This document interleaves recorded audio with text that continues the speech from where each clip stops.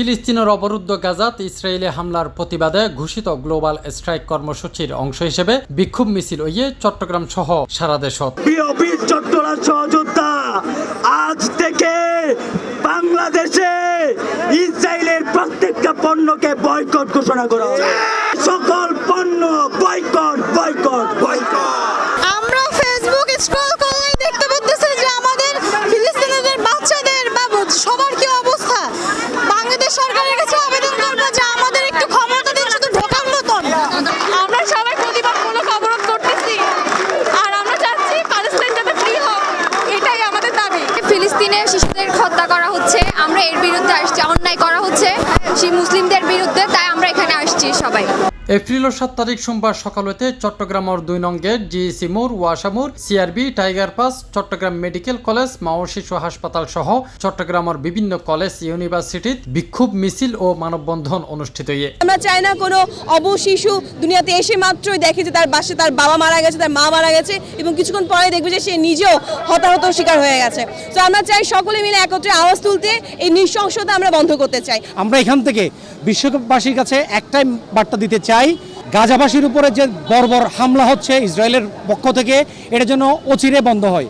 এক কথায় ইসরায়েলের ধ্বংস চাই, এই ইহুদিদের, এই অত্যাচারীদের ধ্বংস চাই। আজকে যে গণহত্যার বিরুদ্ধে চট্টগ্রাম সহ সারা বিশ্বের মানুষ একত্রিত হয়ে নেতানিয়াহুর বিরুদ্ধে আর জাতিসংঘের জানাতাম চাই, জাতিসংঘ লুলা ল্যাংরা এবং নাবালক সংগঠনে পরিণত হই এই জাতিসংঘ আর প্রয়োজন নাই যদি গণহত্যা বন্ধ করি না পারে।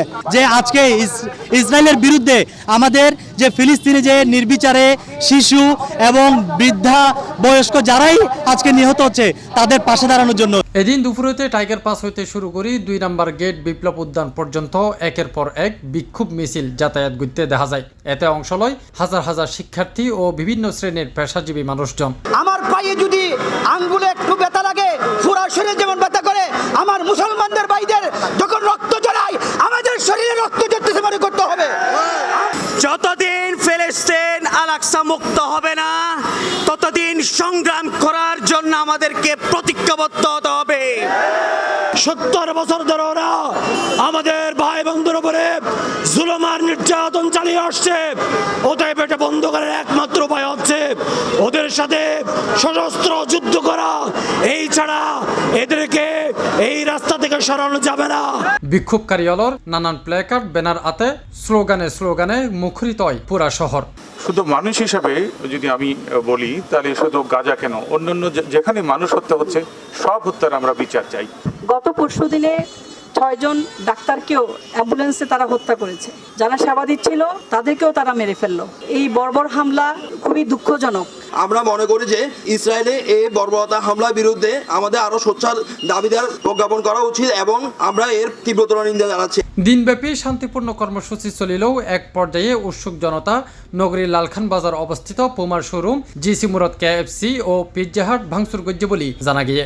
এ সময় উৎসুক জনতা এত বেশি ইট পার্কেল ম্যাজে এর আশেপাশের বেশ কিছু দোয়ানপাটও ক্ষতিগ্রস্ত হইয়া বলি শোনা যায়। তবে বোধ আন্দোলনকারীও এই বিষয়কে সমর্থন ন করে। ইয়ানোর পিছনে অন্য কোনো কাহিনী আছে কিনা তা তদন্তর দাবি রাখে বলে জানাই বোধকেই।